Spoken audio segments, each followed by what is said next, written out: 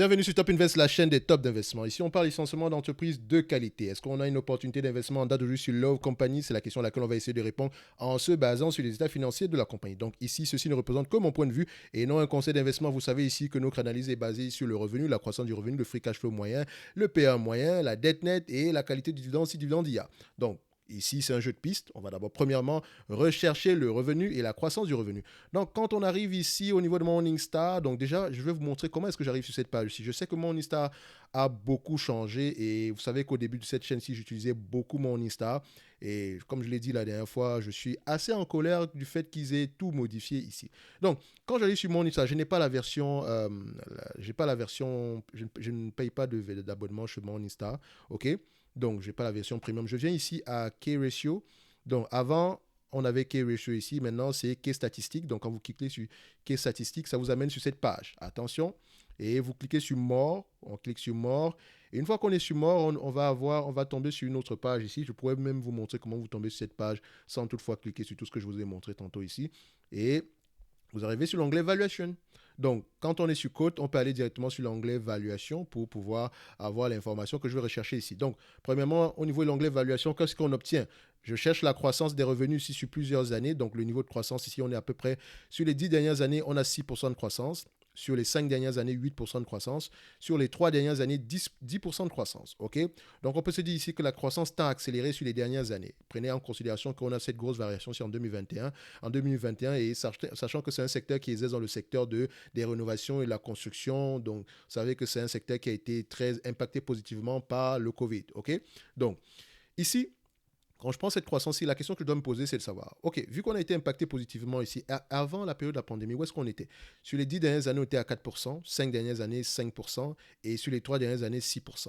Donc, s'il y a eu une croissance très élevée ici, je m'attends à ce qu'il y ait un ralentissement à peu près, d'accord? Donc, c'est pour ça qu'au dernier trimestre, ici, vous voyez qu'on a moins 3%. Donc, j'essaie de me protéger ici au maximum, je vais être gentil.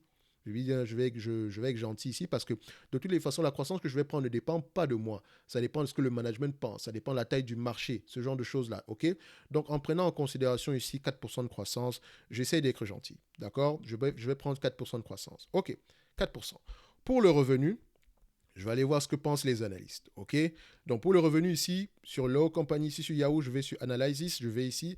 Donc, les analystes ici pensent qu'on aura 90, aux alentours de 98 milliards pour cette année-ci, donc 97,999. Donc, on va l'arrondir à 98 milliards cette année-ci. Et l'année prochaine, on aura 99 milliards.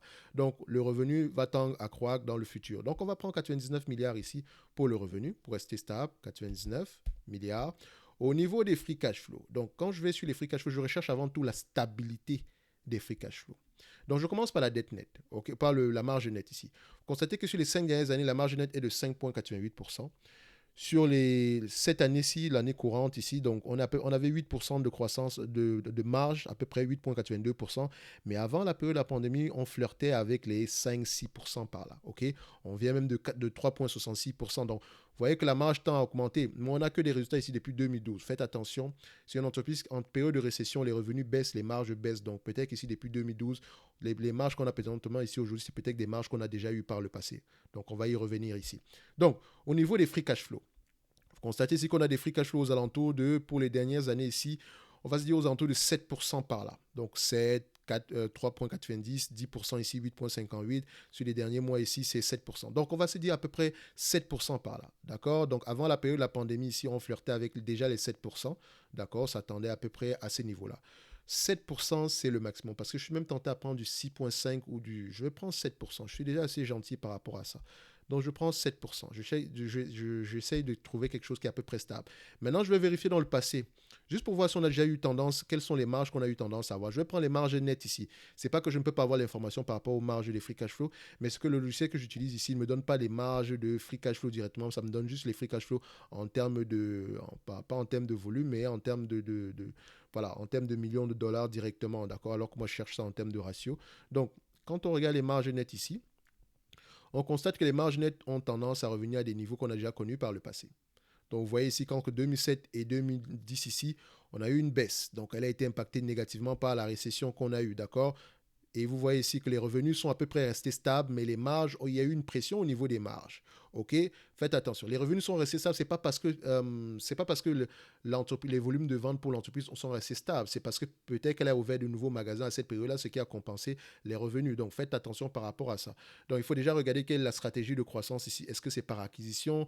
Est-ce que c'est parce qu'on ouvre de nouveaux magasins? Est-ce que c'est parce que les anciens magasins, le volume de vente est toujours élevé et de plus en plus élevé? Il ne faut pas investir dans une entreprise en se basant uniquement sur les chiffres. Les chiffres, c'est bien, mais c'est 50% du travail. D'accord? La partie qualitative qui donne vie aux chiffres est la plus importante. D'accord? Donc, ici, quand on regarde les marges ici, on se rend compte qu'on a déjà eu ces marges-là par le passé. Donc, on peut se dire ici qu'au niveau des free cash flow, peut-être que ça sera à peu près la même chose. C'est pour ça que je prends en considération 7% ici. Je pense que je suis déjà assez trop optimiste pour le 7%. OK? Donc, 7%, c'est ce que je prends. Les PER ici. Nous avons ici une entreprise qui est un tout petit peu cyclique, qui est même cyclique, il faut le dire, à la fin de la journée. Pas très cyclique, mais elle est cyclique quand même. Donc, de toutes les façons, toutes les entreprises par nature sont cycliques, en fait. Donc, ici, vous voyez que c'est une entreprise qui s'échange à peu près à 20, 23 fois les bénéfices ici, par là. Mais je ne vais pas payer plus de 25 fois les bénéfices pour cette entreprise-ci, en sachant que quand les taux d'intérêt augmentent, les multiples ont tendance à diminuer. Donc, ici, quand je dis 20 fois les bénéfices, c'est le multiple maximum que je serais prêt à payer pour ça. Mais dites-vous que en prenant en considération un multiple de 20, c'est mon PER de sortie. Hein, d'accord? C'est-à-dire que quand je calcule avec un PER de 20, je ne vais pas l'acheter. C'est la valeur qui sera au niveau de 20. Mais mon prix d'acquisition doit absolument être situé à un niveau plus élevé. C'est pour ça que je réfléchis toujours en termes de rentabilité de free cash flow. Free cash flow yield. C'est toujours comme ça que je réfléchis. Donc, si l'entreprise, la valeur est de 100 dollars avec un PER de 20, je ne vais pas l'acheter avec un PER de... Je ne vais pas l'acheter à 100 dollars, je vais l'acheter à 50 dollars. Parce qu'à la fin de la journée, elle aura un PER de 10 maintenant, d'accord? Mais ça me donnera un yield de 10%, d'accord? Parce que si elle a une valeur de 100 dollars avec un PER de 20, ça veut dire que ses bénéfices par action sont de 5 dollars. Okay, son free cash flow par action est de 5 dollars, ce qui ramène un rendement de 5%. En l'achetant à 50 dollars, toujours avec le même free cash flow de 5 dollars par action, ça me donne un rendement de 10%. Okay? Donc, moi, je réfléchis toujours en termes de rendement de 10%. Okay? Donc, ici, 20, 22, 25 sont les PER. Au niveau de la dette nette ici, je peux aller sur Yahoo Finance directement ici. Je vais sur Financial ici pour voir à peu près qu'est-ce qu'on me donne comme information. Donc ici, je vais sur Quarterly, d'accord. Toujours aller recouper avec les informations qu'on vous donne au sein de l'entreprise même. Donc faites toujours confiance aux informations que vous allez trouver sur les rapports financiers de l'entreprise. Ici, ce sont des agrégateurs et il peut y avoir des erreurs par rapport à ça. Donc c'est pour ça ici que ça reste toujours des estimations. Donc on est à peu près ici à 23 milliards 23 milliards 594 millions. Donc, est-ce que dans ce logiciel-ci, low, à combien on le calcule? Est-ce que j'ai low ici? Donc, je fais L-O-W. Vous voyez déjà ici que par rapport à Home Depot, ils font à peu près la même chose. Et par rapport à Home Depot, il y a des marges moins élevées que Home Depot. Donc, Home Depot est peut-être de meilleure qualité que low, mais ils font à peu près la même chose à la fin de la journée.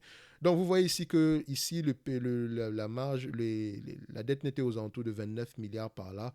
Donc, il y a une différence à peu près de 7 milliards par rapport à ce que Yahoo Finance nous dit, de 6 milliards par là. Donc, ça revient à peu près à 10 dollars en termes de différentiel. Donc, faites attention ici. Donc, c'est 10 dollars. Donc, dans tous les cas de figure, ça reste ici une estimation. OK? Donc, je vais prendre ici ce que ce logiciel-ci m'indique. Même si Yahoo Finance me tend à m'indiquer qu'on a un niveau un peu moins élevé, d'accord, faites attention par rapport à ça. Donc, je serais peut-être plus pessimiste en utilisant ce 29 milliards-ci. Mais ça reste à peu près la même chose, ok? Donc, on a tous les éléments nécessaires. La dette nette, je vais la mettre à 29 milliards ici, disons 30 milliards par là, juste pour faire simple, avoir un chiffre rond. Donc, j'ai 99 milliards ici pour le revenu, d'accord, 99 milliards. 7% de ce montant, ça donne combien? 7% de 99 milliards, ça donne 6 milliards 930 millions. OK? Ici, le PER, c'est 20, 22 et 25.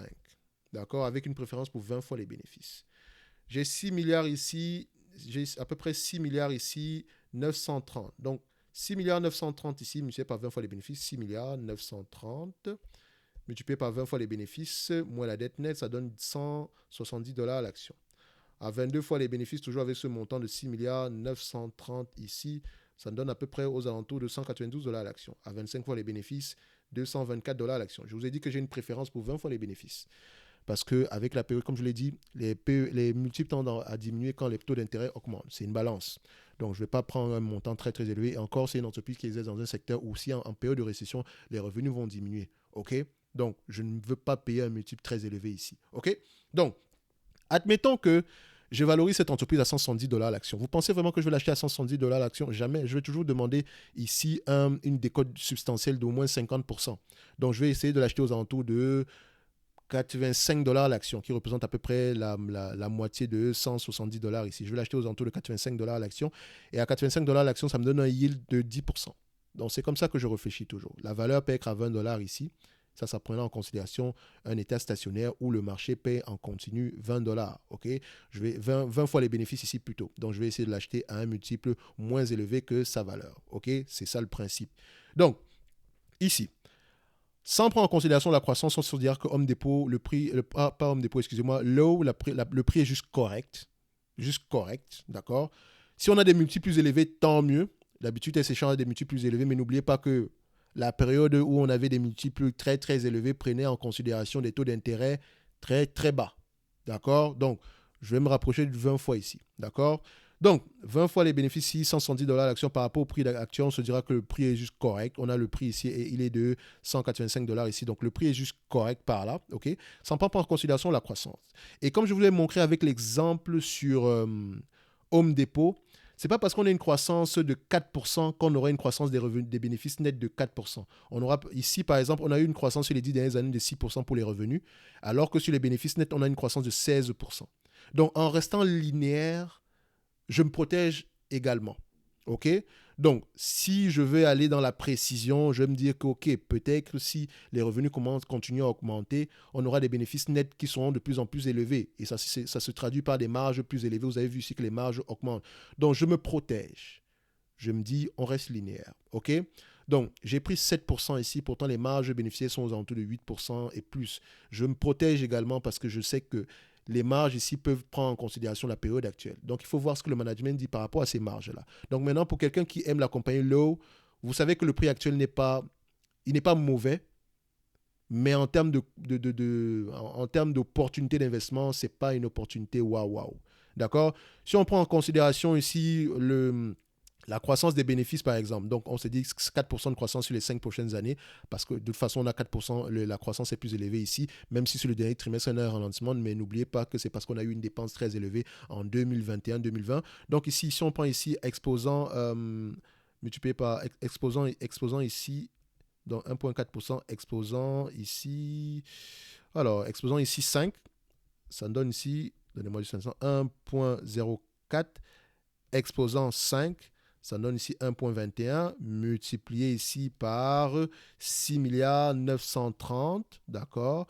Donc ça donne ici 8 milliards 431 millions. Donc on met ici 8 milliards 431 millions. Donc 8 milliards 431 millions. Ici, 20 fois les bénéfices. Donc une valorisation sera aux alentours de 217 $ l'action.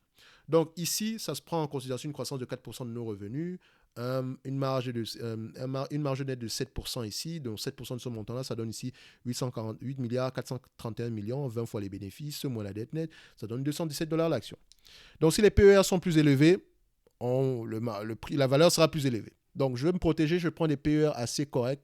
D'accord? Donc, je prends des PER de 20 ici. J'essaie de me protéger au maximum. Donc, pour moi, ici, idéalement, c'est une entreprise que j'aimerais acheter entre 85 et 100 $ à l'action, idéalement. OK? Donc, si les marges nettes sont plus élevées, tant mieux. Si la croissance des bénéfices nets est plus élevée que la croissance des revenus, tant mieux également. D'accord? Si elle continue à racheter ses actions également, tant mieux également parce que ça augmente mon bénéfice net par action. Donc, tout ceci a un impact sur le plan, la valorisation de l'entreprise. OK? Donc, on se dira que le prix actuel est juste correct, mais selon ce que nous on recherche, généralement, ce n'est pas exactement ça que nous on veut. OK? Donc ici, si l'entreprise était un immeuble et qu'elle vous reverse la totalité des free cash flow en dividendes ici, par rapport à la capitalisation boursière en date d'aujourd'hui, vous aurez un rendement de combien sur l'eau? Donc, je prends le 6 milliards 930 ici, divisé par 118 milliards ici. Donc, je vais l'arrondir ici à 6,9, divisé ici par 1,18, ce qui nous ramène ici à peu près à 5,84%. OK? C'est pas mauvais. C'est pas mauvais du tout. Donc, le rendement ici potentiel est de 5,84%. D'accord? 5,84% ici. Pourquoi est-ce qu'il est élevé? Parce que moi, je prends toujours en considération la dette quand je fais mes analyses. Donc, vous constatez ici que le dividende, il y a un potentiel à ce que le dividende soit de plus en plus croissant. C'est pour ça que je vous ai dit que le prix actuel n'est pas mauvais. OK? Donc, le dividende ici, il est safe et il sera de plus en plus croissant dans le futur. Je ne sais pas depuis combien d'années elle augmente son dividende parce que ce n'est pas une métrique qui m'intéresse parce qu'à la fin de la journée, ce sont les free cash flow qui m'intéressent. Si les free cash flow sont croissants, le dividende sera croissant. C'est une certitude, c'est un détail, d'accord? Une allocation de capital, vous pouvez aller vérifier l'information de votre côté là-bas. Moi, ici, ce qui m'intéresse, c'est de savoir est-ce que le dividende actuel, il est safe. Il est safe à la fin de la journée, OK? Donc, n'oubliez pas également que si on a une croissance ici des revenus d'ici les 5 prochaines années de 4%, ça nous donnera à peu près des free cash flow à peu près de 8 milliards 431, donc 8,4 ici. Donc, si on prend ici 8,4, d'accord, notre yield on cost par rapport à notre prix d'acquisition ici aujourd'hui, d'accord, sera aux alentours de 7% par là. Donc, d'où le fait de dire ici que on pourrait peut-être avoir une opportunité d'investissement. Mais n'oubliez pas, faites vos propres analyses, lisez les rapports financiers, parce que ça dépend énormément de la qualité du business, d'accord, du maintien des marges. Et n'oubliez pas que c'est une entreprise qui est cyclique. Donc, les marges peuvent diminuer également si on est en période de récession. N'oubliez pas ça. Il pourrait également avoir une pression inflationniste au niveau des salaires. Donc, il y a de tout ce genre de choses qui pourraient arriver dans le futur. C'est la raison pour laquelle on demande toujours une marge de sécurité. Si je calcule l'entreprise, si la valeur est aux alentours de $200, je ne vais pas l'acheter à $200, je vais l'acheter à $100. Je vais demander $100 parce que je prends le risque ici d'investir dans une entreprise où l'avenir est entre parenthèses incertain. Qu'importe l'entreprise, l'avenir est incertain. Certaines entreprises arrivent à avoir des revenus à peu près stables parce qu'elles ont un pricing power, parce qu'elles sont de qualité. D'accord? C'est pour ça qu'il faut toujours acheter une entreprise pour moins que ce qu'elle ne vaut réellement dans un environnement normal, parce que le futur reste toujours une inconnue. D'accord? Donc, en date d'aujourd'hui, low, le prix est correct, sans plus. La valeur est aux alentours de $217 si on prend en considération la croissance de manière linéaire de 4%, tout en gardant des marges de 7%. D'accord? Et sinon, idéalement, nous, on aime acheter les entreprises, même quand elles sont croissantes, on aime les acheter sans prendre en considération la croissance. C'est la raison pour laquelle $170 serait peut-être un bon prix d'entrée, par exemple. Enfin, serait une valeur à peu près correcte. Donc, entre 170 et $217, OK? Donc, ici, idéalement, moi, j'ai envie de payer aux alentours de entre 85 et $100 à l'action, à peu près. Donc, au prix actuel, ça ne m'intéresse pas du tout. D'accord? C'est une excellente entreprise qui mérite d'être dans n'importe quelle watchlist. Mais s'il vous plaît, quand votre prix d'acquisition est très bon, à la fin de la journée, le dividende est juste plus élevé si vous recherchez le dividende. Donc, l'impact est plus élevé par rapport sur votre portefeuille. Donc, recherchez uniquement la qualité à bon prix. On se dira ici que pour l'eau, c'est terminé ici aujourd'hui. On se donne rendez-vous sur la prochaine vidéo. Et d'ici là, portez-vous bien. Merci.